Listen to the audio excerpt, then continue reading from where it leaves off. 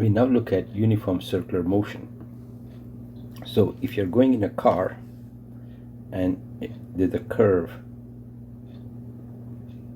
so you move in this direction here, and when you're here, you're going in this direction. So suppose this is A, this velocity is VA, and that point is B, and this velocity here is VB.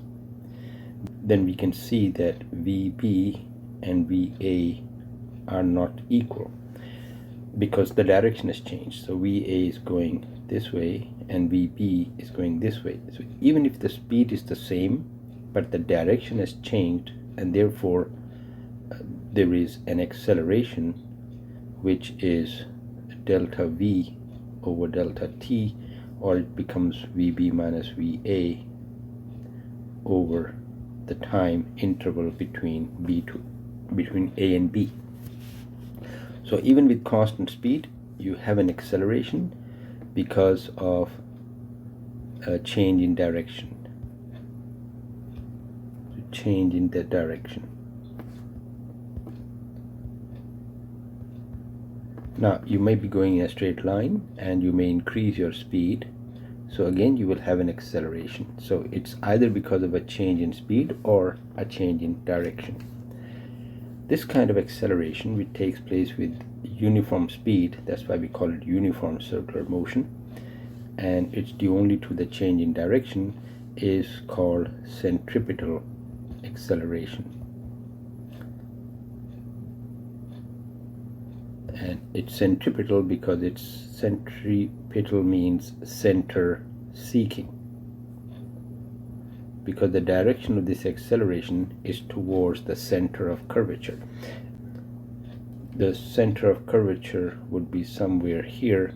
This would be the radius of curvature, and this would be the curve. If it's a circular arc, that would be the radius of curvature. So at this point, the centripetal acceleration would point this way, and here it would point this way. Now let's see how we get that.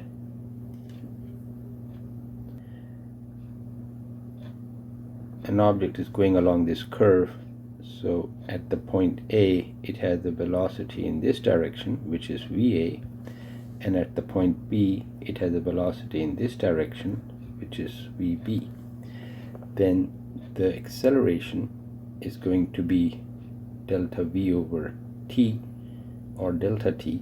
That's going to be VB minus VA over the time, and we can write VB minus VA as VB plus of negative of VA.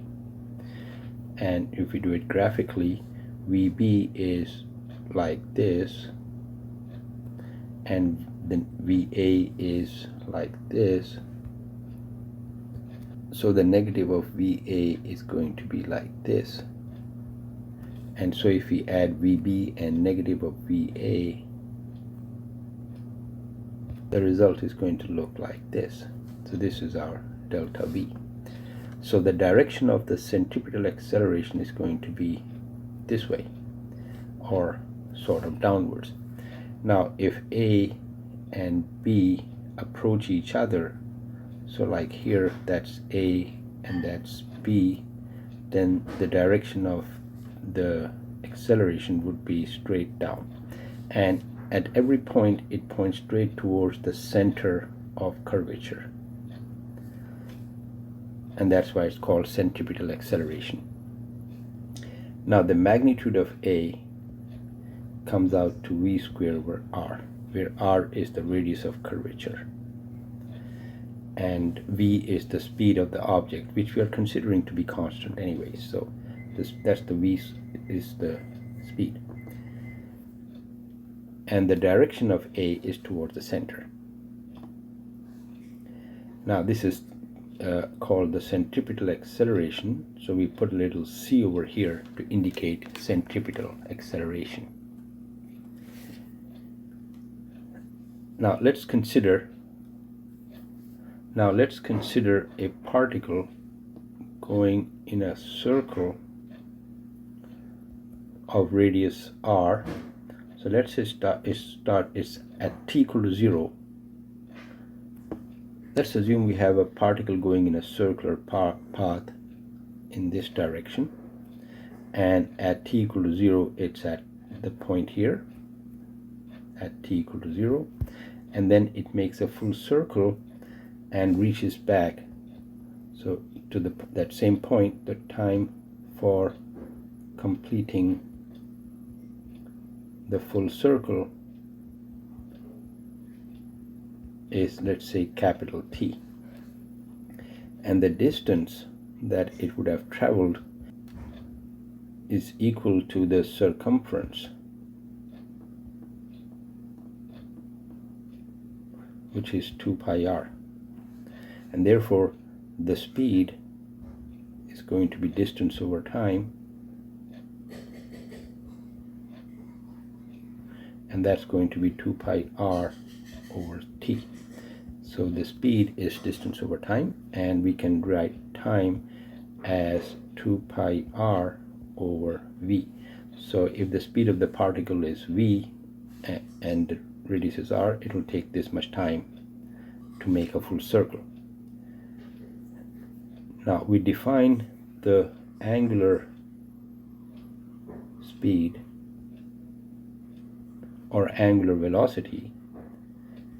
Okay, if you have a direction, it becomes the angular velocity.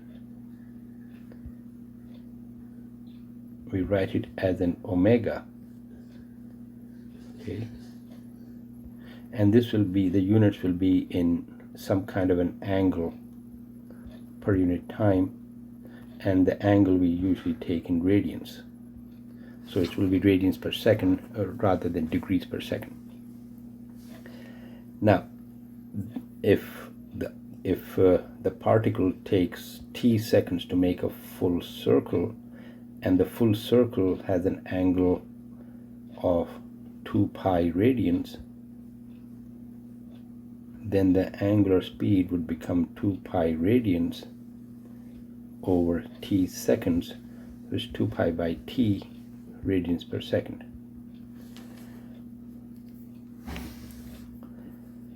Now if we substitute for t, we substitute from here, then we can write this as 2 pi over 2 pi r over v, where the 2 pi's will cancel, becomes v over r.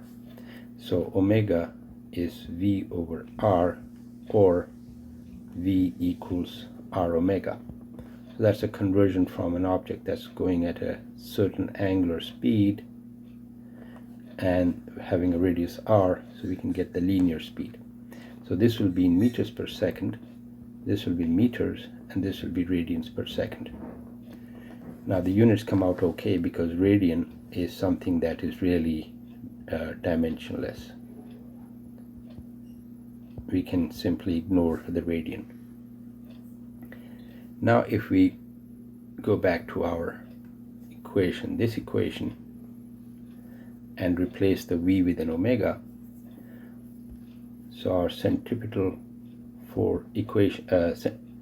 centripetal acceleration was v squared over r, and v is r omega. This becomes r omega squared. So AC is v squared over r and r omega squared. Now a little bit more on the direction. So if we have a circular path and an object is going in it in a counterclockwise direction, so when the particle is here, the velocity is tangential to the path, so that's the velocity, and the acceleration would be in this direction towards the center. And when the particle is here, the velocity is going to be this way, and the centripetal acceleration is going to be this way. Or if the particle is here, the velocity is like that, and the centripetal acceleration is towards the center. So it's always pointing towards the center. Now let's do an example. if we have a circular racetrack of radius 200 meters, and on that track we have a car that's going in some direction, let's say it's going in this direction, and it completes one circle in, let's say, 40 seconds. That becomes the capital T. So what is its speed? What is its speed? Now we know that speed is distance over time, so the distance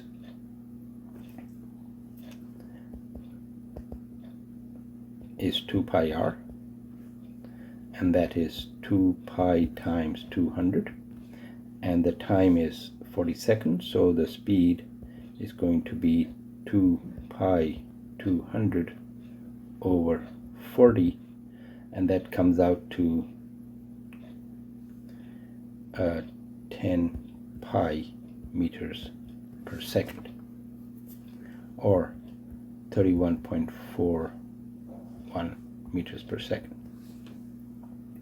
Now another way of looking at it is that omega is it covers an angle of 2 pi in 40 seconds, so omega is pi over 20 radians per second, and so the speed is r omega is going to be 200 meters is the radius, and omega is pi over 20, becomes 10 pi meters per second. Now the centripetal acceleration is v square over r, so it's 10 pi square over 200, so that comes out to pi square over 2. Okay, 100 and pi square is 2, and that comes out to 4.93 meters per second square. Now we could also have done it the other way as r omega square, and r is 200 and omega is pi by 20.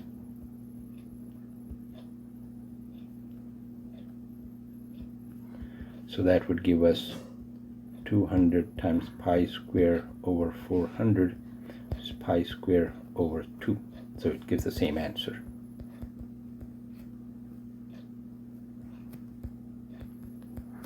And it's meters per second square because r is meters and this is per second square. Now let's consider the case when you're going on a curve like in this direction with a certain speed v, and as you go your speed is increasing. So you're increasing or decreasing your speed as well as going along a curve. So now you would have a tangential acceleration, which means that as your speed increases, that is in the forward direction. So you're always going in the forward direction, and that in your speed being increasing, you have an acceleration in this direction also. So when you're here, you would have a velocity and you will have a tangential acceleration. Now because you're on a curve, you also have a centripetal acceleration, and both of these will be perpendicular to each other. This angle will be 90 degrees, and the resultant or total acceleration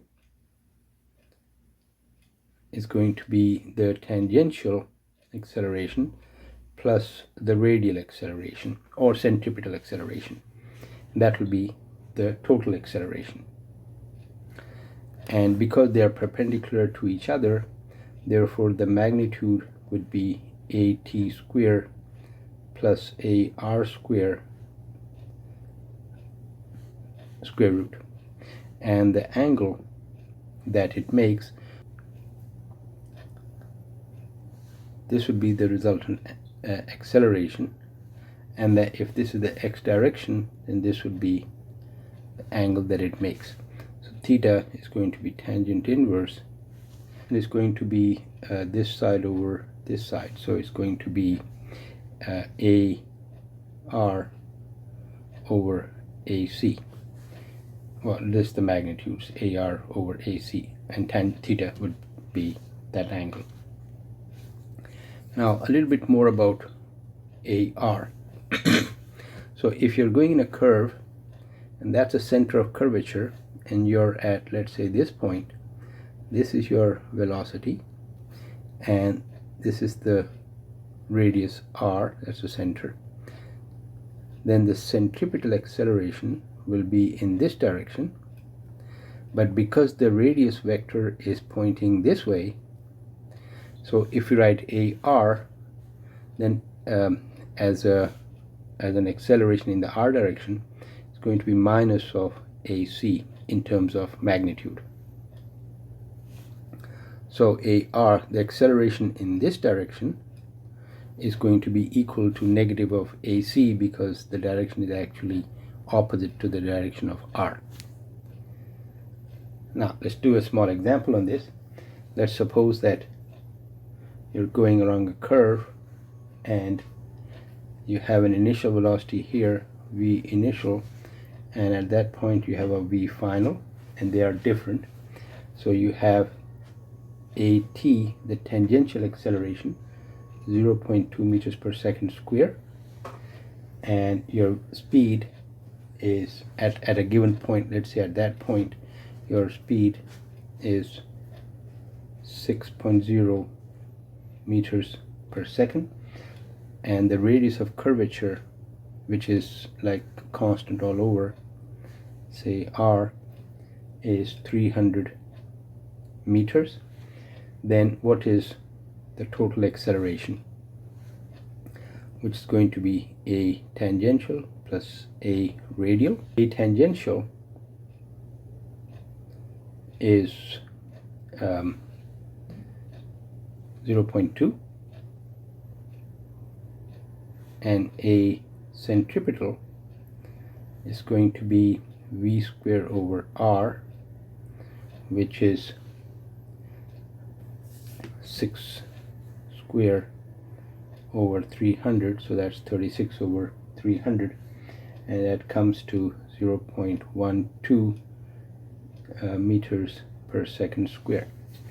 So AT is 0.2 and AC is 0.12, and they're perpendicular to each other. So the magnitude of the resultant acceleration is going to be 0.2 square plus 0.12 square root, which is 0.233, and the direction is going to be tangent inverse of 0.12 over 0.2, which is going to be around 31 degrees. So if this is the speed tangential, so that's also going to be AT is going to be in this direction, AC is going to be in this direction, and the resultant is going to be like that. So that is the resultant acceleration, and we see that if this is the x-axis, this is the y-axis, then it's a negative angle, which would be true if we took a r as minus AC, and so we put a negative over here, and tangent of this negative number would be a minus 31 degrees. So that's pointing downwards.